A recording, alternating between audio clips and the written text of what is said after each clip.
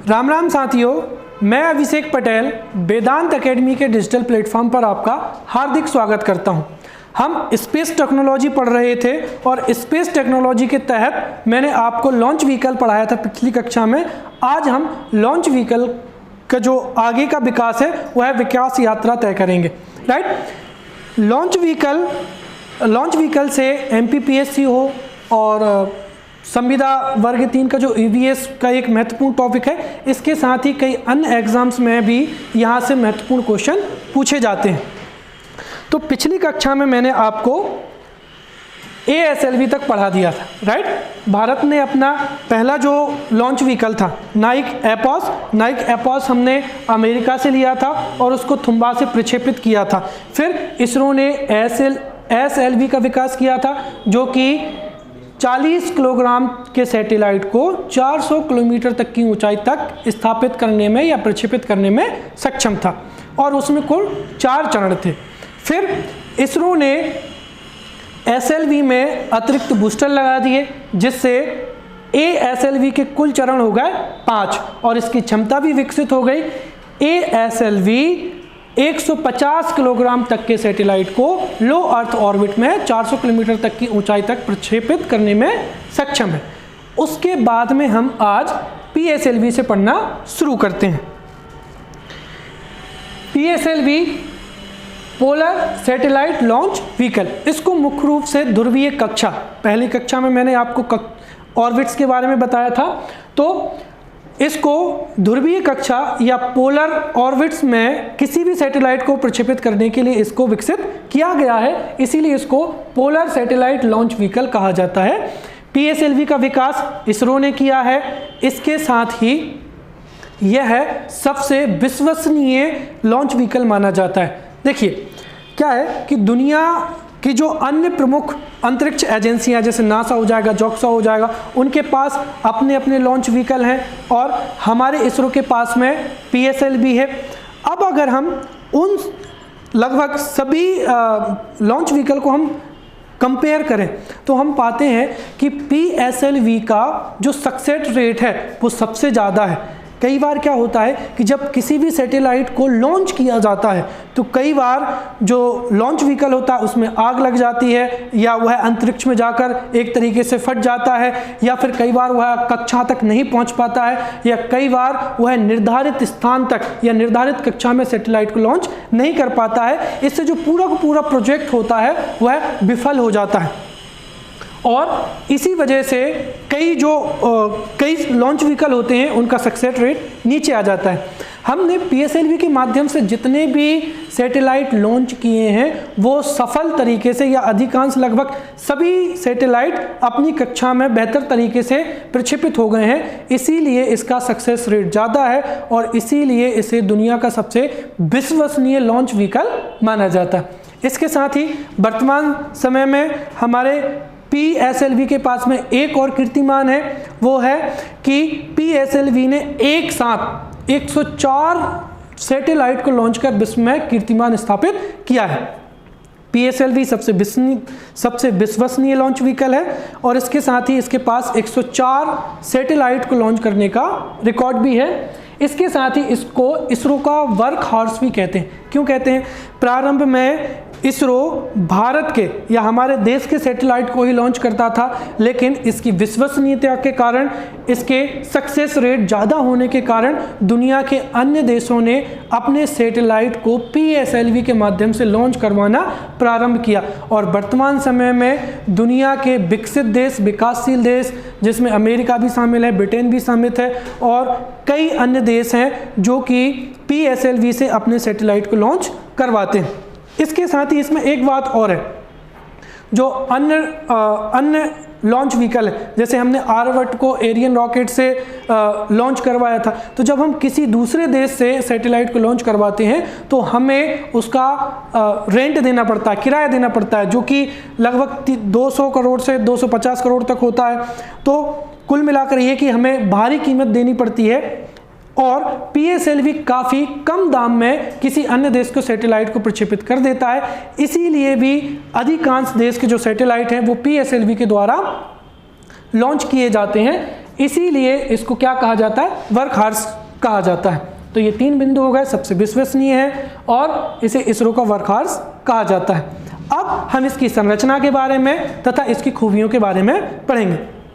देखिए, वर्तमान समय में PSLV के लगभग 6 से अधिक वेरिएंट हैं, जिसमें से 2 वेरिएंट या संस्करण वर्तमान समय में कार्यमुक्त हैं और जो 4 वेरिएंट हैं उनको हम इस्तेमाल में ले रहे हैं। तो कई बार आपको अलग अलग डाटा मिलता है कि जो PSLV है वह इतने किलोग्राम के सैटेलाइट को स्थापित कर सकता है या इतनी दूरी तक जा सकता है।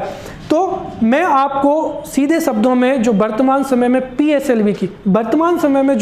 PSLV की क्षमता है और जो उसके गुण हैं उनके बारे में बताना चाहूँगा। ठीक है, तो इसका कार्यकाल 1994 से शुरू होता है और यह वर्तमान समय में भी कार्यरत है। इसमें कितनी स्टेज है और किस स्टेज में कौन सा प्रणोदक इस्तेमाल किया जाता है, ध्यान रखिए। इसमें जो स्टेज है वो कुल कितनी है, 4 है। ठीक है, SLV में कितनी थी, 4, ASLV में कितनी हो गई, 5 और PSLV में जाकर फिर कितनी स्टेज हो गई, 4। लेकिन यहाँ पर जो बदलाव किया गया वो किस में किया गया, प्रणोदक में किया गया। देखिए, SLV और ASLV में ठोस प्रणोदक HTPV का इस्तेमाल किया गया था, लेकिन PSLV में पहली बार लिक्विड प्रपल्सन या द्रव प्रणोदक का भी इस्तेमाल किया गया। अब मैं आपको छोटा सा अंतर समझाना चाहूँगा। देखिए, जो ठोस प्रणोदक होता है वह चेंबर में निर्धारित समय तक ही रखा जाता है। ठीक है, और जो लिक्विड प्रपल्सन होता है उसकी गुणवत्ता भी अधिक होती है और उसको हम कम क्षेत्र में अधिक भी उसको रख सकते हैं या चेंबर में उसको अधिक रखा जा सकता है। तो लिक्विड जो प्रपल्सन होता है उसकी गुणवत्ता भी अधिक होती है और उसको काफ़ी अधिक मात्रा में भी रखा जा सकता है, इसीलिए ये काफ़ी जटिल प्रक्रिया होती है, राइट। और दूसरी चीज़ यहाँ पर कि ये भी याद रखें आप कि कौन से चरण में ठोस था और कौन से चरण में लिक्विड था। एग्जाम्स में पूछा जा सकता है कि PSLV की तीसरी स्टेज किस प्रकार की है, द्रव है कि ठोस है। तो मैं आपको विधिवत बताता हूँ। देखिए, कोई भी लॉन्च व्हीकल होता है तो जब वो यहाँ से जो है पहली स्टेज मानी जाएगी तो ये पहली स्टेज हो जाएगी, दूसरी स्टेज हो जाएगी, तीसरी स्टेज हो जाएगी और चौथी स्टेज हो जाएगी। तो PSLV की जो पहली स्टेज है और तीसरी स्टेज है उसमें ठोस प्रणोदक HTPV का इस्तेमाल किया गया है। वहीं इसकी जो दूसरी स्टेज है उसमें UDMH का प्रयोग किया गया है। तो पहली और तीसरी में ठोस प्रणोदक का और दूसरी एवं चौथी स्टेज में UDMH जो कि लिक्विड है उसका इस्तेमाल किया गया है।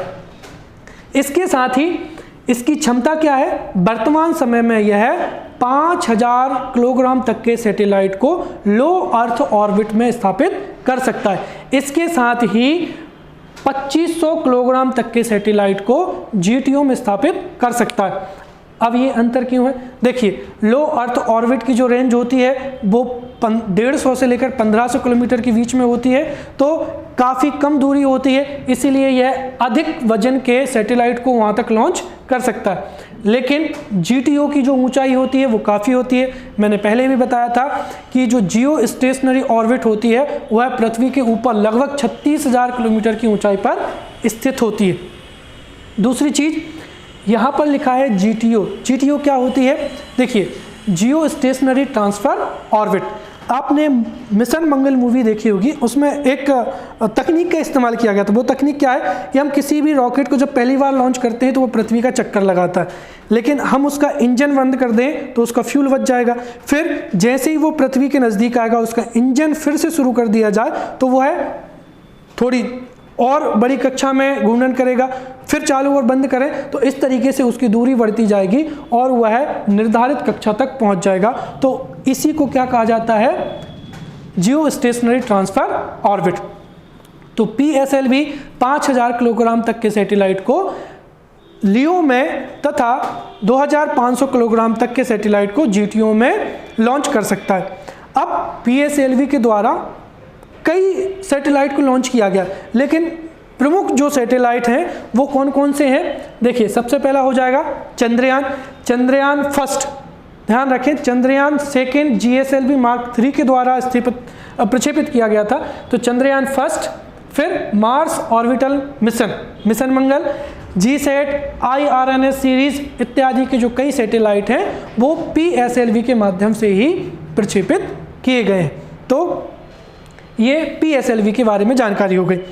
अब हम आगे चलते हैं GSLV के बारे में। देखिए, PSLV की जो तकनीक है उसमें काफ़ी बड़े बदलाव किए गए और तब जाकर हम GSLV को विकसित कर पाए।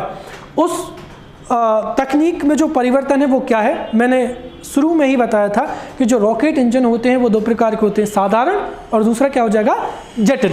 तो PSLV में जटिल इंजन था, लेकिन उसमें साधारण ताप पर प्रपल्सन का प्रयोग किया गया था। यहाँ पर GSLV की खास बात यह है कि इसमें क्रायोजेनिक इंजन का प्रयोग किया गया है। ऐसी तकनीक जो काफ़ी कम तापमान पर कार्य करती है उसको हम क्रायोजेनिक तकनीक कहते हैं। तो GSLV की खास बात यह है कि इसमें क्रायोजेनिक इंजन का प्रयोग किया गया है। दूसरी चीज़ मैं बताना चाहूँगा कि देखिए, GSLV की वर्तमान में 3 वेरिएंट हैं, GSLV Mark 1, GSLV Mark 2 और GSLV Mark 3 जिसको बाहुबली कहते हैं। इन तीनों में अंतर क्या होता है, देखिए GSLV का जो फुल फॉर्म है मैं वो बता देता हूँ, जियो सिंक्रोनस सैटेलाइट लॉन्च व्हीकल। ठीक है, जियो सिंक्रोनस कक्षा कौन सी होती है, जो कि पृथ्वी से 36,000 किलोमीटर की ऊंचाई पर स्थित होती है। अर्थात GSLV किसी भी सैटेलाइट को 36,000 किलोमीटर तक की ऊंचाई में स्थापित करने में सक्षम है। तो GSLV की पहली बड़ी विशेषता कि इसमें क्रायोजेनिक इंजन का प्रयोग किया गया है। दूसरी चीज़, यहाँ पर Mark 1 और Mark 2 के जो गुण हैं और जो विशेषताएं हैं वो लगभग समान है। अंतर केवल इस बात का है कि हमने GSLV Mark 1 में रसिया से क्रायोजेनिक इंजन लिया था, उसका इस्तेमाल किया था, और भारत में कुछ समय बाद खुद का या स्वयं निर्मित क्रायोजेनिक इंजन का प्रयोग GSLV Mark 2 में किया गया था। तो GSLV जियो सिंक्रोनस ऑर्बिट में सैटेलाइट को लॉन्च कर सकता है, और GSLV Mark 1 और Mark 2 दोनों में अंतर केवल इस बात का है कि GSLV Mark 1 में रसियन क्रायोजेनिक इंजन का प्रयोग किया गया है और GSLV Mark 2 में स्वदेशी निर्मित क्रायोजेनिक इंजन का प्रयोग किया गया है। इसकी गुण और क्षमताएं क्या हैं वो हम GSLV जो Mark 3 वर्तमान में जिसको प्रयोग में लाया जा रहा है उसमें चर्चा करेंगे। देखिए, GSLV काफ़ी भारी वजन जैसे 8,000 किलोग्राम तक के सैटेलाइट को लॉन्च कर सकता है, और इसकी इसी खूबी के कारण इसको क्या कहा जाता है, बाहुबली कहा जाता है। GSLV का विकास इसरो ने किया है, इसको बाहुबली भी कहा जाता है। वर्तमान में यह कार्यरत है और इसकी जो विशेषताएं हैं या संरचना है, इसमें कितनी स्टेज हैं, 3 स्टेज हैं। SLV में 4 थी, ASLV में 5 थी, दोनों ठोस थी, 5 ठोस थी। फिर PSLV में 4 स्टेज और GSLV में आकर केवल कितनी स्टेज बची, 3 स्टेज बची। तो GSLV में कुल 3 स्टेज हैं। इसकी जो पहली स्टेज है वो है ठोस, अर्थात पहली स्टेज में HTPV का प्रयोग किया गया है। इसकी दूसरी स्टेज लिक्विड है जिसमें UDMH के साथ नाइट्रोजन टेट्राऑक्साइड का प्रयोग किया गया है, और इसकी जो तीसरी स्टेज है उसमें क्रायोजेनिक इंजन का इस्तेमाल किया गया है। अब इसके साथ ही आपसे हो सकता है ये प्रश्न भी पूछा जाए कि इसकी पहली उड़ान कब थी, क्योंकि ये हाल ही में इसकी पहली उड़ान थी। तो 5 जून 2017 को इसने GSAT 19 को लॉन्च किया था और यह इसकी पहली उड़ान मानी जाती है। अब इसकी विशेषताएं, GSLV Mark 3 8,000 किलोग्राम के सैटेलाइट को लो अर्थ ऑर्बिट में तथा 4,000 किलोग्राम तक के सैटेलाइट को GTO में स्थापित कर सकता है। और इसके साथ ही GSLV के माध्यम से अभी हाल ही में चंद्रयान 2 को प्रक्षेपित किया गया था, तथा भविष्य में इसके माध्यम से ही जो गगनयान परियोजना है जो कि इसरो के लिए एक बहुत महत्वपूर्ण परियोजना है, वह है इसके माध्यम से स्थापित की जाएगी। तो इसके माध्यम से चंद्रयान 2 लॉन्च किया जा चुका है और गगनयान को भविष्य में लॉन्च किया जाएगा। अब हम आगे बढ़ते हैं। जो वर्तमान समय की तकनीक है वह है RLV। R का मतलब क्या हो जाएगा? रीयूजेबल, जिसको बार बार इस्तेमाल में लाया जा सके।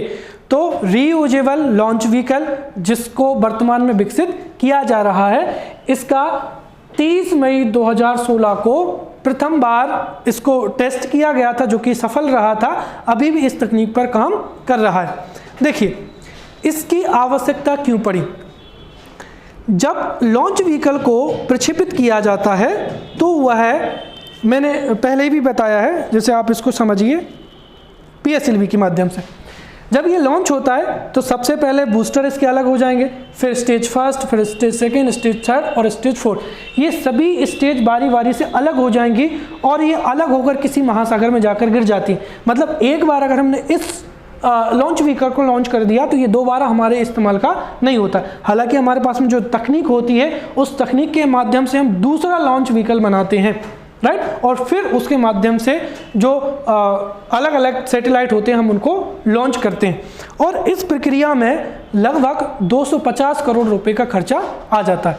कहने का मतलब ये हुआ कि अगर हम किसी विशेष सैटेलाइट को लॉन्च करें तो उसको लॉन्च करने में ही 250 करोड़ रुपए का खर्चा आ जाता है, जो कि काफ़ी मोटी रकम है। और हम भविष्य में हमको कई प्रकार के सैटेलाइट संचार के लिए, भू सर्वेक्षण के लिए हम सैटेलाइट को लॉन्च करेंगे तो हमारा काफ़ी सारा जो पैसा है वो लॉन्चिंग में ही बर्बाद हो जाएगा, या ये हमारे लिए महंगा पड़ता है। क्या हो कि अगर हमारे पास में एक ऐसा लॉन्च व्हीकल हो जिसको हम लॉन्च कर दें, वह सैटेलाइट को लॉन्च भी कर दे और वापस हमारे पास में आ जाए, तो उसको बार बार मैन्युफैक्चर करने में या उसका निर्माण करने में हमको पैसा खर्च करना नहीं पड़ेगा। इसीलिए इसको इस्तेमाल में लाया जा रहा है। तो कुल मिलाकर जो PSLV हैं, GSLV हैं, उनकी एक लॉन्चिंग में 250 करोड़ खर्च हो जाते हैं। उसको कम करने के लिए हम वर्तमान में RLV को विकसित कर रहे हैं। तो इसकी जो प्रथम उड़ान थी वो 30 मई 2016 को संपन्न हो गई है। और इसकी विशेषताओं में यह लियो में 3800 किलोग्राम तक के सैटेलाइट को और GTO में 1200 किलोग्राम तक के सैटेलाइट को प्रक्षेपित कर पाएगा। तो ये हमने सभी लॉन्च व्हीकल के बारे में बहुत अच्छे से पढ़ लिया है। आप इनको रिवाइज करें। मैंने जो पढ़ाया है वह PDF के रूप में आपको प्राप्त हो जाएगा। आप नीचे दी हुई लिंक से इन नोट्स को PDF के रूप में डाउनलोड कर सकते हैं। आप इनको रिवाइज करें, ये आगे जाकर आपको एग्ज़ाम में बहुत ही मददगार होंगे। ठीक है, तो अगली क्लास में मिलते हैं। Thank you.